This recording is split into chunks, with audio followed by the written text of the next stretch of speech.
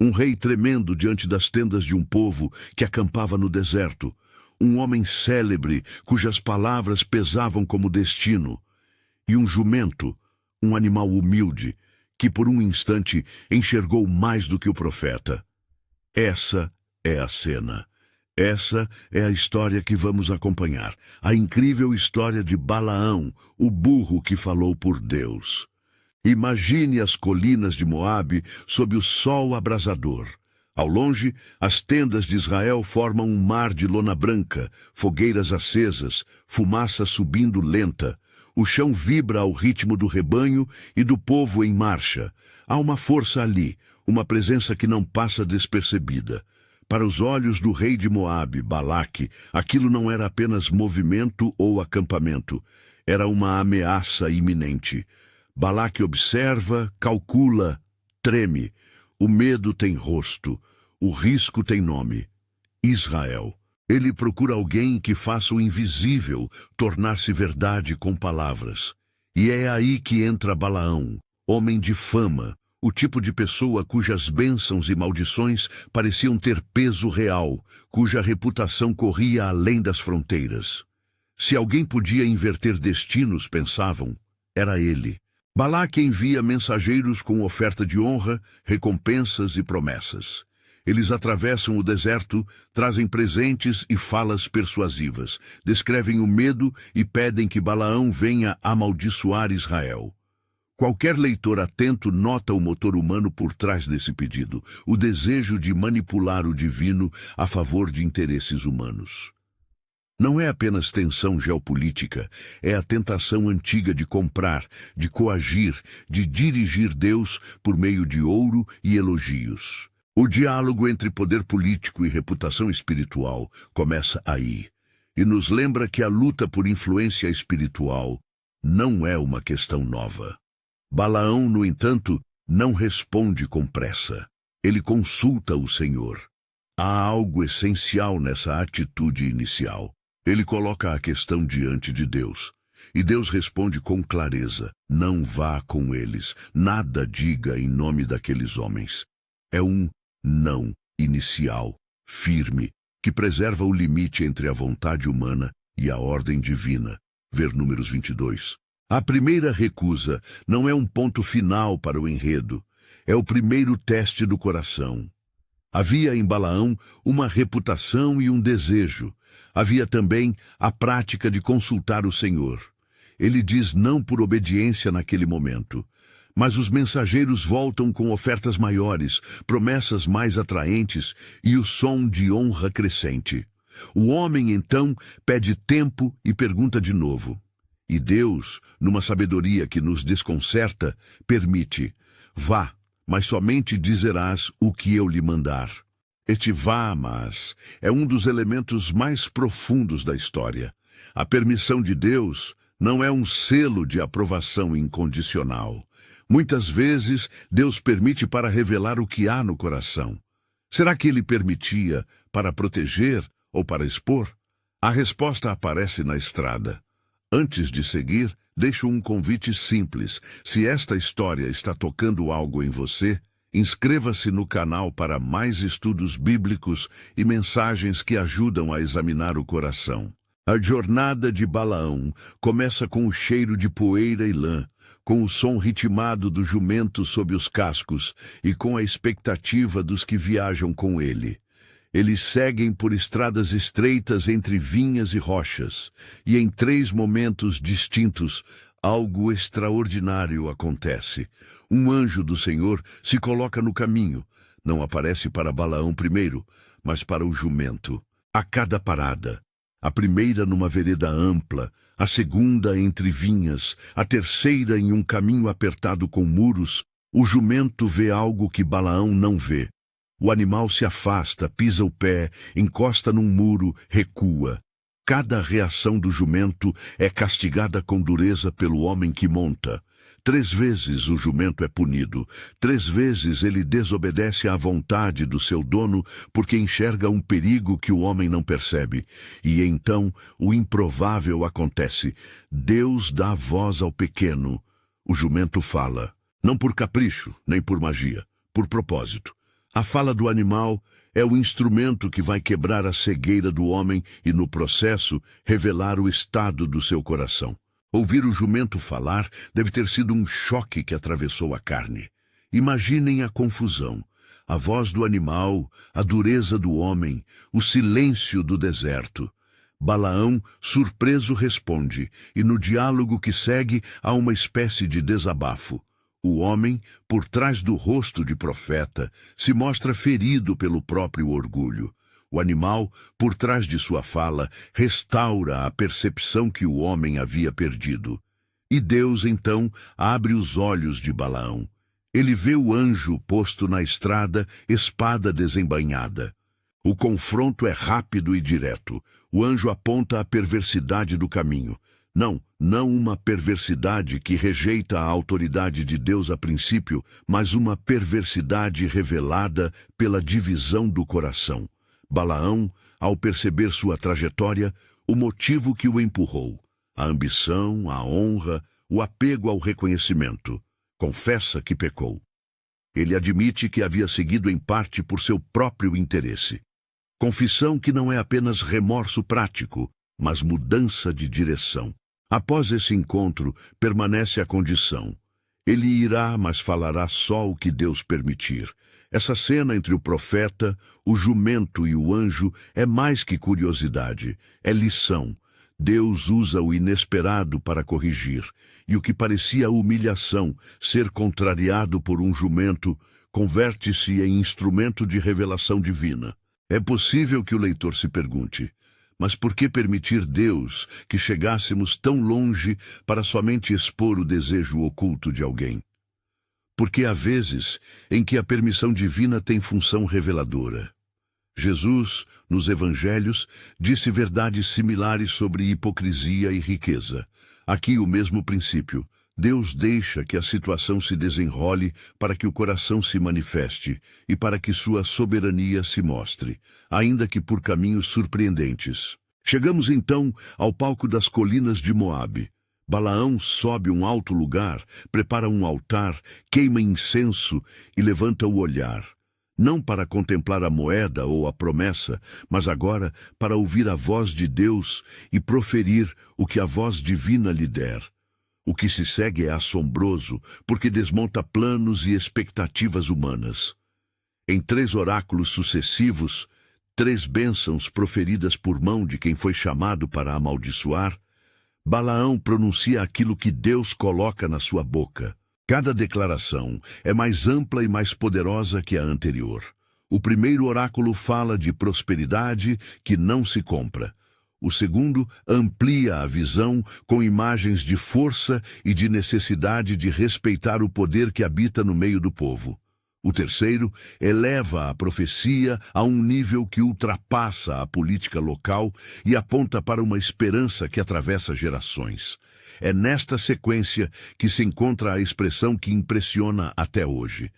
Uma estrela sairá de Jacó, um cetro se levantará em Israel. Essa frase, lida com a lente da tradição cristã, aparece como uma antevisão do Messias que haveria de vir. Não estamos aqui para transformar isso em especulação histórica, além do que o texto permite, mas para reconhecer que dentro do próprio relato há um olhar que ultrapassa a circunstância imediata. A reação de Balaque é compreensível do ponto de vista do rei. Frustração, raiva, impotência.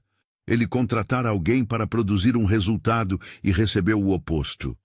O jogo humano de tentar comprar o favor divino, de pressionar o destino por meio de ofertas, desmorona diante da soberania da palavra de Deus. A lição é clara para nós. A palavra profética que Deus pronuncia não é manchete negociável. Bênçãos verdadeiras não se compram, são expressão da vontade divina. O que tentava ser arma nas mãos do rei virou testemunho do que só Deus pode fazer. Mas a narrativa não é apenas um roteiro de eventos, é caixa de espelhos para o nosso próprio coração. Onde nos reconhecemos? Em Balaque, no desejo de controlar. Em Balaão, na tentação da reputação e da honra. no jumento, na pequena voz que muitas vezes enxerga a verdade que o homem recusa. Essa história nos convida a uma inspeção honesta. Até que ponto os nossos atos espirituais são dirigidos por um desejo genuíno de servir? E até que ponto por um desejo de ser visto e recompensado? A permissão de Deus às vezes revela motivações ocultas, não como punição per se, mas como forma de diagnóstico. Precisamos aprender a permitir que Deus revele com paciência o que habita no nosso íntimo. Voltando ao texto, os oráculos de Balaão apresentam imagens potentes, tendas de sobrevivência que se tornam forte apoio, a imagem de um povo que floresce como árvore junto à água, a exaltação de um destino que não se curva ao medo dos inimigos. Cada elemento reforça a ideia central. A palavra de Deus, quando pronunciada, configura realidades. É essa irrevogabilidade que assombra o rei e conforta o povo. Quando Deus fala, aquilo que ele pronuncia leva efeito. Essa verdade, que a palavra divina tem peso e eficácia, deve ser tratada com reverência, não com transações. Ao insistirmos na conexão com o Messias, é vital lembrar o limite. A profecia da estrela e cetro é lida, tradicionalmente, como sombra do que viria. A expressão aponta para um governante que traria justiça e liderança duradoura.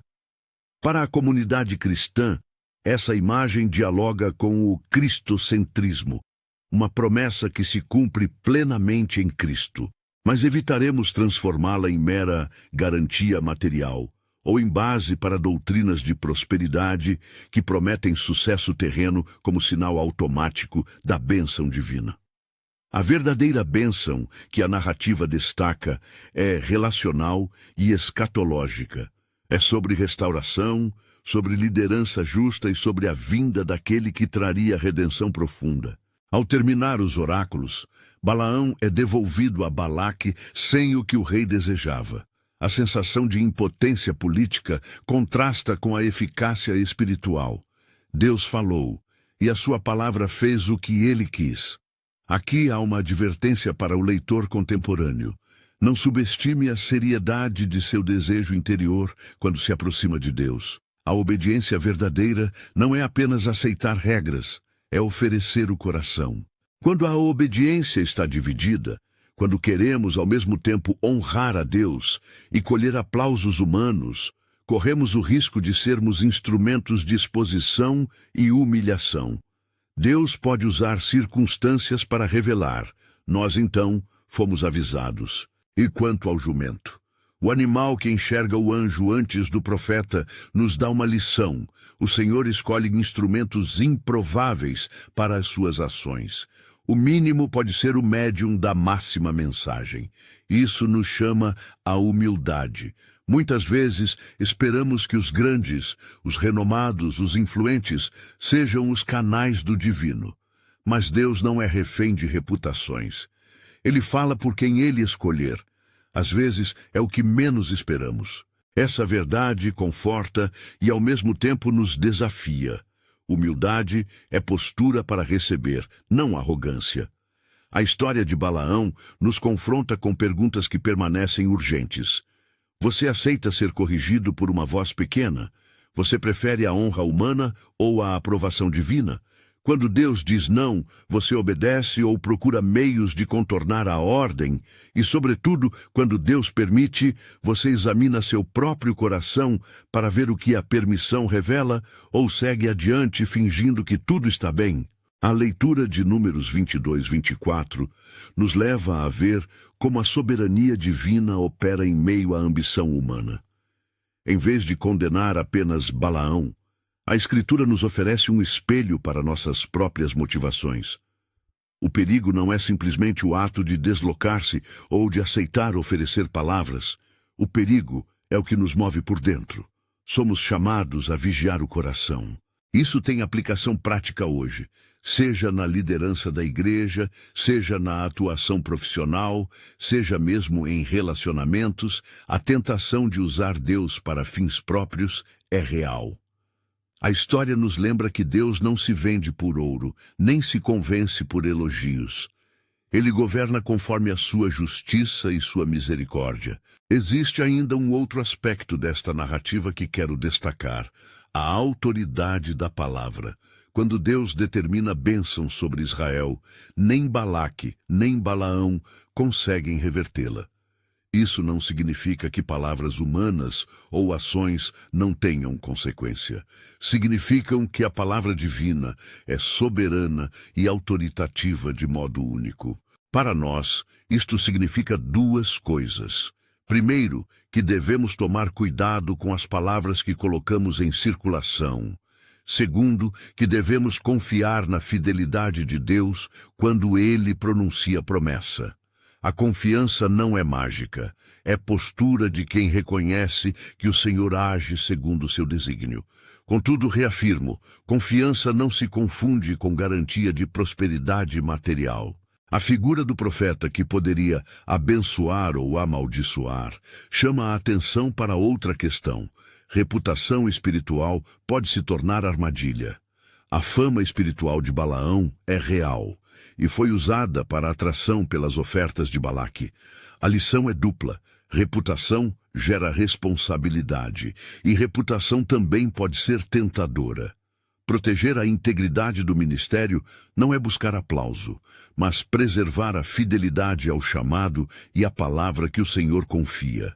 O cuidado pastoral e a integridade pessoal são essenciais para que não se transforme dom em venda. Voltemos um instante à imagem que encerra o clímax: a estrela e o cetro. A cena é visualmente rica. Uma estrela que desponta no céu de Jacó. Luz que atravessa a noite, sinal de liderança que guia. Um cetro que se levanta em Israel, símbolo de autoridade que estabelece justiça. Essas imagens nos levam além da disputa entre reinos, falam de esperança. A leitura cristã vê nesse sinal antevisão do Messias. Isso nos permite enxergar a história de Balaão não apenas como curiosidade, mas como parte de um fio profético que aponta para a redenção final. Quando vemos a promessa dessa estrela, devemos nos perguntar: estamos atentos ao cumprimento das promessas de Deus?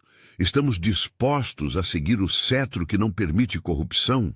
Ao encerrar, deixo perguntas práticas que convém ser respondidas interiormente. O que você estaria disposto a negociar em nome de reconhecimento? Como reage quando Deus diz não? Quando Deus permite uma situação que revela algo em você, você procura o autoexame ou justificativas externas?